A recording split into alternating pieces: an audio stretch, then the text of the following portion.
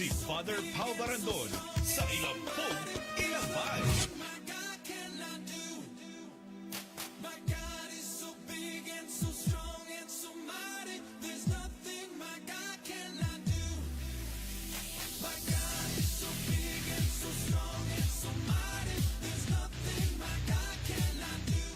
Hi. Good morning po sa Sinagabos mga katiwala. Magandang lalaki kayo kaysa sa akin. Pero may mas magandang lalaki ngayon akong kasama. Mamaya sasabihin ko kung si Saitabian sa kuyang makakaibang ngunyan na pagkaaga na bisita.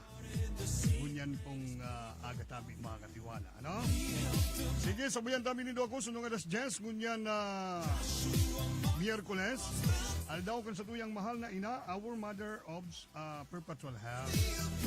So mga nag-aabang kang misa sinubina at siya na hapon tabi, antamay lang kamulidi sa Radyo Veritas Legazpi. Sige, ito na po pagparahalo yun. Makakaiba ko ang sarap pang magandang lalaki. Pero ang kuyan digdi talaga, ang gwapo talaga digdi, dahil man kiiba. Si Father Pao. Yo. Sige tabi, so may dumanon tayong sa kuyang bisita ngunya na pagkaaga. Dito na po para pahalo yung tabi, kwaon tanaan na pagkakataon na ini. Mga katiwala, makakasabi ko tabi ngunya na pagkaaga, ang presidente kan Pilipinas, bako o kan Bicol University, si Mr. Noly, Arnolfo Noly Mascareñas. Good morning tabi, sir. Opo. Good morning, Rolly. Opo, welcome po sa Radyo Veritas and sa TV Veritas. Good morning po. And siyempre sa gabos man ang mga paraan tabi niya itong mga taga-BU. Good morning tabi sa indo. Sir, siguro enot sa gabos sa imo unang pataratara sa mga paraan tabay kan Radyo Veritas.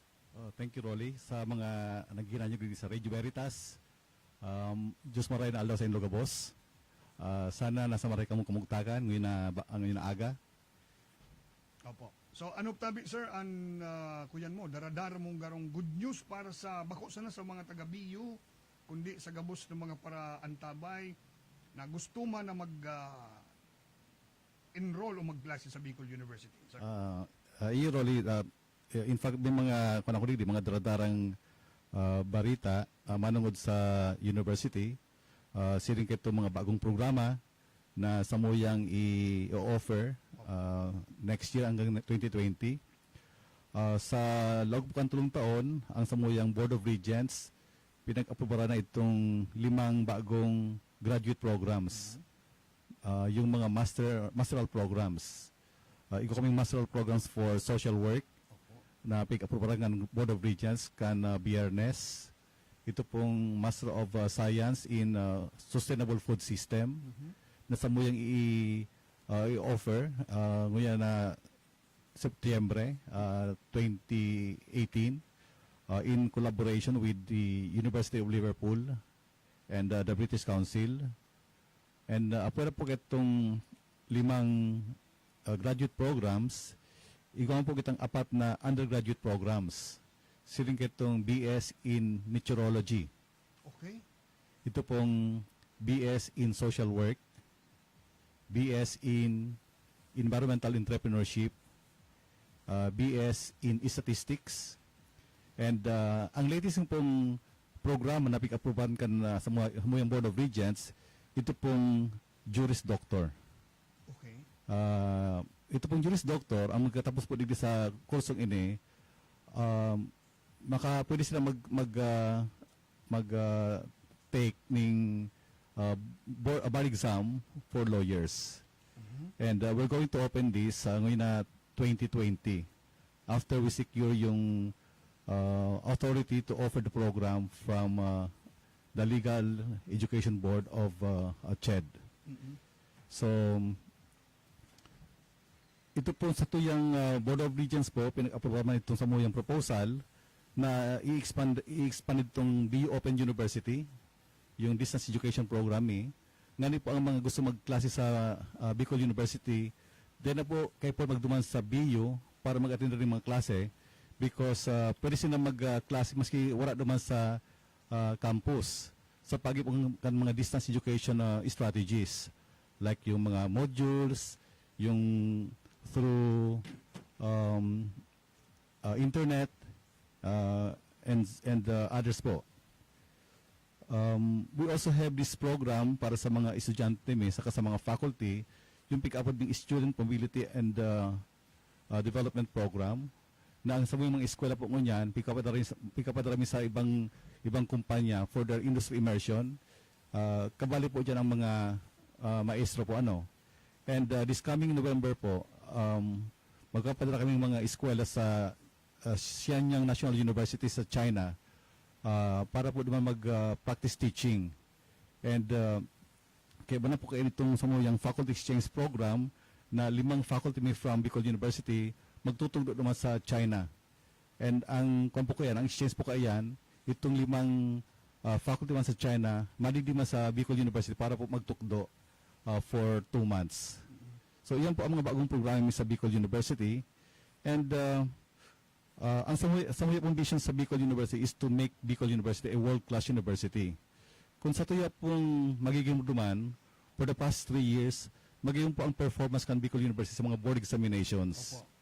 And in fact, just a month ago, we received po yung certificate from PRC, yung Professional Regulatory Commission, wherein we were awarded as the top performing school for social work.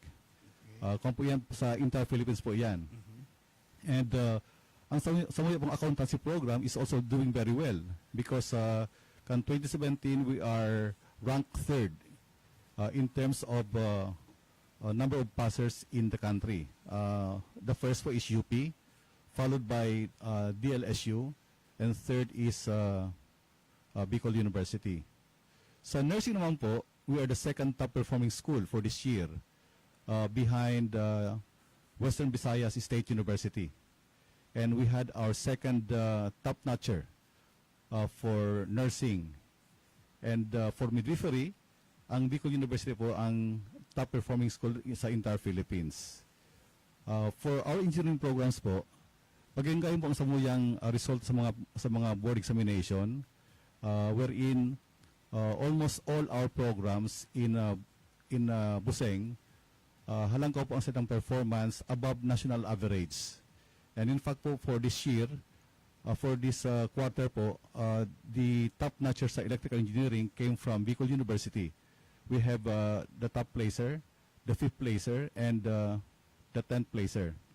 And we had a very high performance rating for electrical, and so with mechanical engineering po.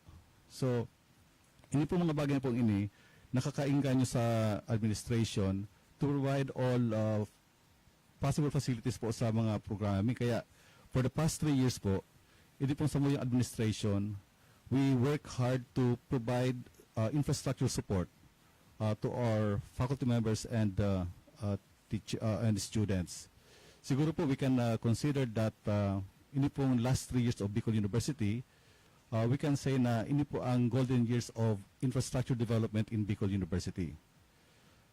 Siguro po kung magduman ang satuyang mga stakeholders sa Bicol University, mahiling po nila itong mga bagong edipisyo na konstruhi po kayo sa tuyang administrasyon, siring po itong student dormitories. Sa ngunya po, we have 2 student dormitories for men and women. But sa mga masun po mga taon, we plan to build more dormitories in collaboration with the private sector. In fact po, last Friday, we were able to get additional funding for the construction of new dormitory for Bicol University.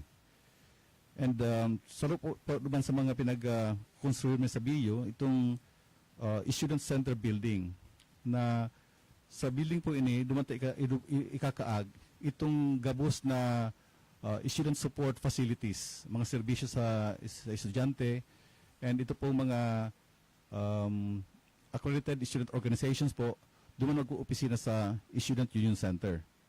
And I think saro po sa mga pangatulugan kan mga taga-university, ito pong magkaigwan ng sarong University Main Library. Ito pong main library tayo, it's a 3-story facility Siguro ang kada floor po igwang area na 2,500 square meters. And we hope that by the end of the year po, matapos na itong phase 3 katong building po. And pag yan po natapos, dakula po iyan na bagay para sa mga estudyante ka na Bicol University. Just recently po, ito pong sa tuyang sarong building duman yung Food Innovation Building, po ito inauguralan, and no less than the Secretary of the Department of Science and Technology nagduman po sa Bicol University para ito po inauguralan na po si Secretary Candio Estano po. Kasabay po itong multi-tech building na which houses yung Fab Lab Center may. Hindi pong Fab Lab is only BU in the region which has this facility na nakuami po sa DTI po sa paagi ni Director Joy Blanco po. And hindi pong Fab Lab Center po, it's one facility na nagkatabang po sa mga small industries in the packaging of their product po.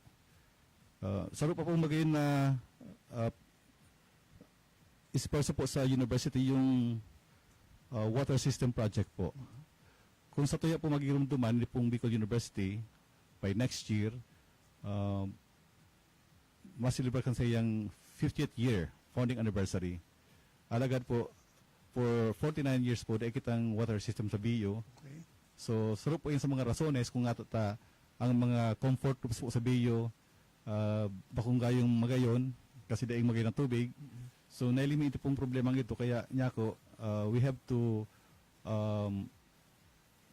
get the services of the Licacy Water District para mag-provide ng tubig sa Bicol University, while at the same time ito pong mga CR po sa Bicol University pinag-repair na po ito. Ang sabi ko nga sa PDMO, ang gusto ko niya akong CR sirin sa Ayala. Na di ka pa nag-iihi, nagka-flush na. So, iyan po ang samoy yung gustong gibon sa BU. Kasi po ang samoy yung vision is maging pang world class ang facility. Para lalo maingganyo ang mga estudyante na mag-adal, saka mga professor, lalo maingganyo magturok-do. Okay. For this coming Friday po, ika po kitang dakulang aktibidad po sa university. Di ko na po sabi itong mga iba-ibang mga proyekto pong pinag-consolidate po sa Biyano po. Sa mamutong Friday, September 28, ika po kitang 4 na projects na mag-groundbreaking po kita. Gusto kong imbitaran si Noly na magdumang po sa Bicol University para magtukar party duman po sa samuyang groundbreaking. Yun po itong food court kan University, wherein the idea po is mag-imbita kita mga food concessionaire na magduman sa BU as in magkakasaindang food business nga po itong mga estudyante lalo ma-servisyohan ng tultol. Opo. Paano ni Sir Tabi? So mga dati baga dyan, may mga canteens baga dyan na mga nag-i-exist na. Now kung yaon na po ining Food court, pwede sinda na mag-laog man gulari Tabi duman sir? Iyo po, Rolly. Pwede sila maglaog duman, pero they have to observe yung medyo istriktong pamamalakad, lalo sa yung sa health and na aspect po, yung dapat malinig ang koninda. And we also invite yung other interested parties to open their business sa Bicol University. In fact po, yung McDonald, for instance, kan last year, nagduman na po sa BU para i-explore po yung possibility na sila magbuktak ng outlet naman sa BU. Sa laog mismo? Yun po. Opo. And then also last week, may nagtransa ko na inipod ang Jollibee. Gusto mo maglaog sa Bicol University. Kasi po dito sa Bicol University sa main campus, we have around 4,000 students. Buda diverse yan. May fan dyan si McDo. May fan ka yan si Jollibee. may mga fans club ining mga kuyan tadig di mga fast foods tadig di. May mga fans man yan kung sain yan. So, kumusta ito sir? Kumusta maso exploration kay ining mga kumpanyang initabi sir? Ako po open ako sa siling ng mga idea po. Kasi gusto ko pong i-open ang Bicol University sa publiko. Opo. Nganing ining sa mga eskwela, yan ang paruluwas pag bakante sila, nagduro man sa Jollibee, sa McDo, kung sain-sain, ang concern mo yung safety ninda. Opo. So, siguro mas magayon kung ang mga eskwelata, mag-dinner dyan sa campus, maybe may mga tambayan sila sa campus, just like what we see sa UP, baga ang mga eskwela na sa campus, sa irarap kan mga kahoy, sa library, sa Student Union Center ninda. So, yan po ang sakong idea sa Bicol University. Sige, tabi. Any other tabi, sir? Pero po itong itong food court na sa ito yung itutugdok po naman sa maabot na Biyernes po, ito pong bagong building kang College of Arts and Letters. Sa ito pong i-groundbreaking man duman sa likod kitong university. Harani duman sa Student Union building po. Duman po maagi itong pinag-road opening ta last August 16, groundbreaking ta na bypass road from Daraga to Legazpi. Agyan po itong building na ito. And also sa Friday, kasabay sa groundbreaking tayo yung electrical engineering building sa itong civil engineering building sa East Campus po. And I think sa maabot na Oktubre po, ito pong BU Regional Convention and Disaster Management Center po, sa tayo pong groundbreaking na, hindi po sa isperso ni Congressman Rodel Batucabe. Pag hindi po na haman, hindi pong convention center, iko po siya ng seating capacity na mga around 7,000 participants. It's the biggest convention center po sa Bicol region, and it has a floor area na around 3/4 hectares. And duwang floors po iyan, duwang floors iyan.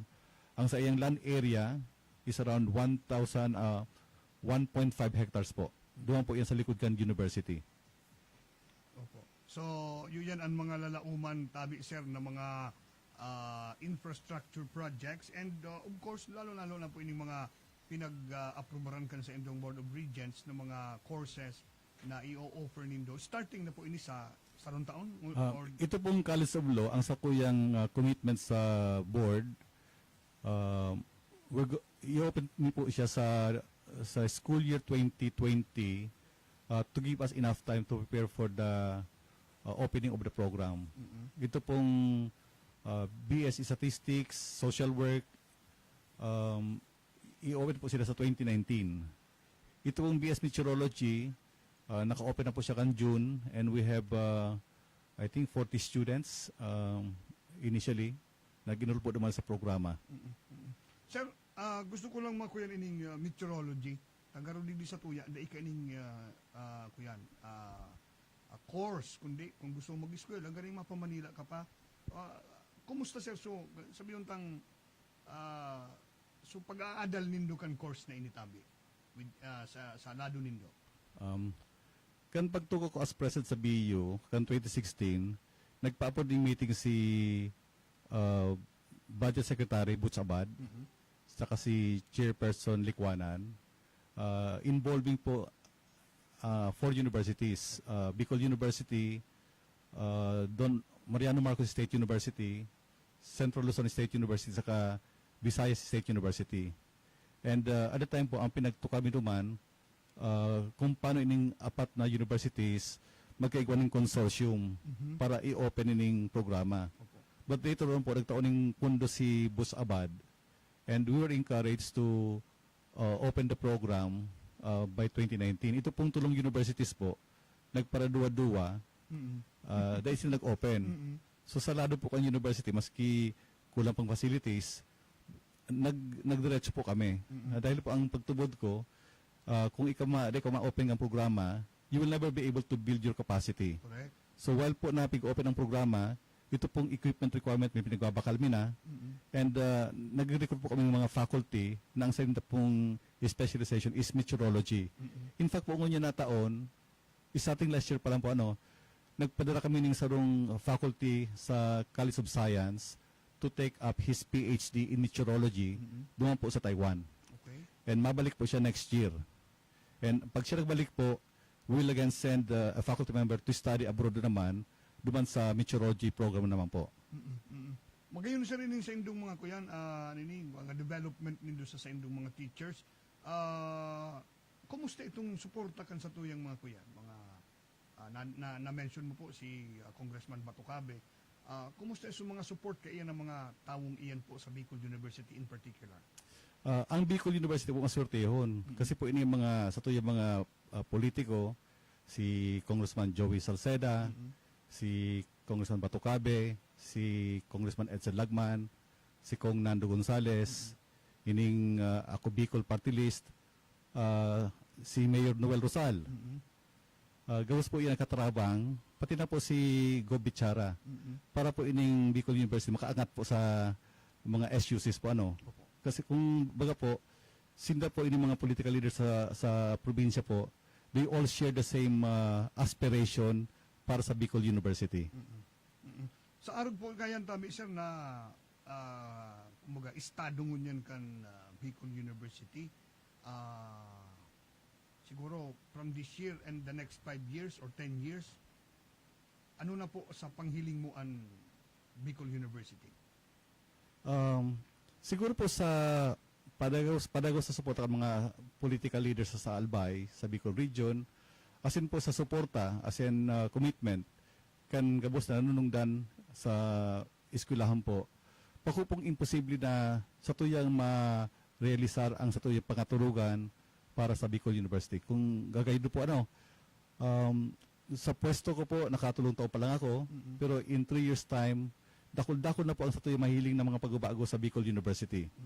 And I owe these things na nagibuta sa BU, sa tabang po sa tuyang mga politiko, dito po sa mga faculty members kan university and support personnel po. Okay. So igwa ka po sir na ano yung tabi, gustong pang ipaabot sa tuyang mga paraantabay? Iyo po, sa ngunyan po Aldaw, from Radyo Veritas po, ako mapasiring sa Ginubatan, luma po sa BU College of Agriculture and Forestry Campus po. Igop kami naman na project na sa muyang inauguraran, ito pong tissue culture laboratory. Ini pong tissue culture lab na kapag produce po ng mga seedlings or planting materials sa abaca, sa coconut, and then later on po siguro sa buhay pong i-explore na ining tissue lab culture po, magproduce ng mga ibang pananom or seedlings, siring katupigi po sa Cavite State University, na sinda po nagproduce ng mga pananom sa ito pong batag, mga batag po and others. Okay, so garo expansion man answer kan College of Agriculture or existing na tabi yan, sir? Kuyan po siya, parang sa idin ko, maging expansion program kan na College of Agriculture. And siguro po, para po sa mga naghihinan nyo po ini pong Bicol University, ikong campus sa Gubat, na sa ngunya po, sa mga pinag-develop ang campus na ini. Nasa kami stage na we're building yung mga academic buildings sa Gubat campus, na po mag-servisyo naman sa Sorsogon, as in itong northern party kan na Samar po. Okay. May text po nagtabi, sir, kung po, sabi din sa text, maray po na ma-offer ang BUK meteorologist bata ang Bicol, pirming pigbabagyo. Pwede daw po magtaoki scholarship sa kursong ini para sa mga taga PDRRMC, CDRRMC, MDRRMC, BDRRMC, and media? Actually po, starting June this year, ang gabos po nagalaog sa Bicol University, libre po sa tuition and other fees. Okay. And apera po itong libreng tuition and other fees sa mga eskwela, igo po kitang mga agencies na nagkatuman scholarship para sa allowance kan mga estudyante ta. In fact, I think we have around almost 3,000 students na nag-enjoy ng scholarship from other sources. Okay. So ma-enroll po din sa kuyan sa kursong ini. Kasalabay po ito. Day ng babayadan sa Bicol University. Iyo po, iyo po. Day ng babayadan talaga. So, di naka-sponsor garo ang scholarship. Kuya po, kasi scholar na ng bayan. ito po kayang kwan, ito pong sa RA 10931, it only covers yung tuition and other fees. Okay. Ito pong stipend, allowance niya, igo po kayong mga sponsors. Okay. So, arog pala ng kaining kuyan. So, madyan talagang estudyante, ma-eskwela na sana talaga. Iyo po. Ma-eskwela na lang talaga. Dahil nang iisipon, siguro mako-cover na nga ni karon pati pamasahe niya duman sa stipend. Kung medyo matipid-tipid man so aki, talagang mako-cover na so sa iyang kuyan. Okay. So, yun po yan. So, dahil naman palang kaipuhan, sir, Wala po. isipon, ma-enroll na lang siya, if qualified siya duman, na makalaog siya sa, siyempre, may examination man po, garog-girara iyan. Iyo ba, igwa? Maagi siya duman sa proseso, pag nakalaog siya, and gusto niya mag-enroll digdi sa kursong ini, diretso naan sa iyong pagklase, tabi, sir. Kaya po dahil rason ko nga dahil pwede makagraduate. Oho. And of course po, by second sem, ito pong Samuyang Dormitory, magiging operational na. So, mga eskwelang gusto mag-avail kay itong serbisyo sa dormitory, they can apply. So, ini exclusively for Bicol University students lang tabi, sir? Iyo po. Okay, so they pwede so sa luwas kan biyo. Okay, maski kuyan, maski maski tugang ngayon kang pwede. Talagang exclusively para sa mga taga-kuyan lang talaga estudyante kan Bicol University. Iyo po, Rolly. Opo, okay. So, yun. Alat ko na siya. Tabang ka may text pa digdi. Wala naman garong text. Okay. So, ipig forward. Dahil pa nag-abot sa forward mo, garo backward. Okay. Okay. So, sabi digdi. Nata po dahil sabay sa free tuition and sa College of Medicine. Totoo po na dahil pa kaya akreditado kan DOH? Okay po. Actually po kan last year, iko kami nakuang 38 million from GAA para po sa mga medical students kan university. Ito po natapos sa kan December. But for this year po, dahil naku ang kwarta pa ang bigay para sa College of Medicine. Kasi po at this time, pinagtutukar pa yan sa Kongreso na kung pwedeng matawaning medical financial grant ang mga medical schools digdi sa Pilipinas being operated by SUCs. So kumusta sir ang programa ta? Is this kuya na ini recognized na by the sa hirag po ng kan Diyos, kana ko pa naging presidente, itong medicine big offer na, only to find out na wala pa siyang authority. Opo. And for 3 years, para lakaw mi ito sa CHED through the efforts of the College of Medicine Dean, si BPA Amy, and all other officials. And nakuha mi po itong authority to offer the program only last December. Okay, so dahil naman nakaditan pa lang sa mga estudyante ngunyan. Pero po may next visit pa kasi very strict po ang medical board. So igwang series of visits to see to it that we comply with the requirements of the panel. Okay. So tuloy-tuloy na sigurado yan, tuloy-tuloy na yan sir sa mga aruga na kuyan. Sige tabi sir, any more announcement coming from the Bicol University sir?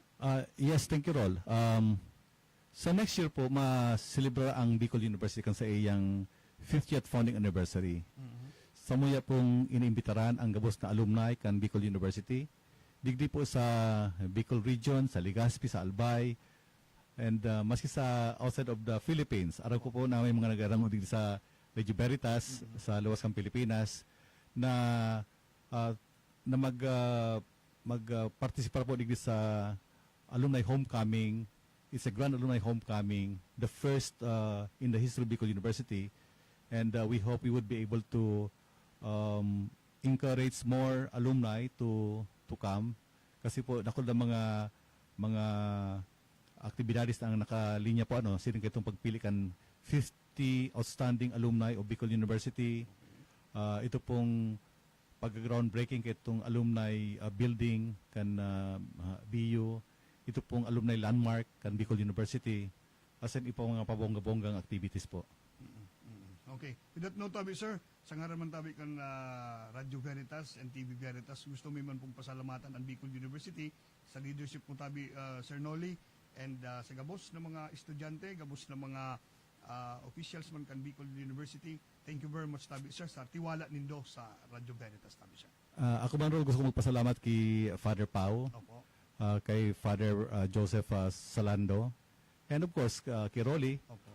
for giving us this time to inform the public of the current developments po sa Bicol University. And gusto kong pasalamat ang Radio Veritas, our official radio partner, kan Bicol University, for giving us this opportunity. Sana po sa mga maabot na aldaw po, magiging pa kaming oras na makadigdi sa Radio Veritas para po mai-disseminate ang mga magigingay ng mga balita po manungod po sa Bicol University. Okay. Thank you very much. Thank you very much tabi. Sir Noly Mascarinhas tabi kang Bicol University ang sa tuyang naging bisita ngunyan na pagkaaga. Mabalik pa po kami, makalisa na nagkapirang pagirumdom.